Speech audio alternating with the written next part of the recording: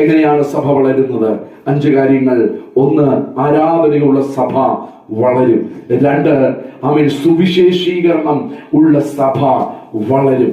അറ്റത്തോളം പോയി സുവിശേഷം അറിയിക്കുന്ന സഭ വളരും. 3, പ്രാർത്ഥനയുള്ള സഭ വളരും. പ്രാർത്ഥനയുള്ള സഭയെ ആർക്കും തകർക്കാൻ സാധ്യമല്ല.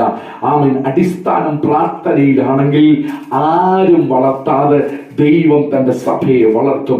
4, മാതൃകാപരമായി ജീവിതം നയിക്കുന്ന സഭ വളരും. ഉറപ്പാണ്.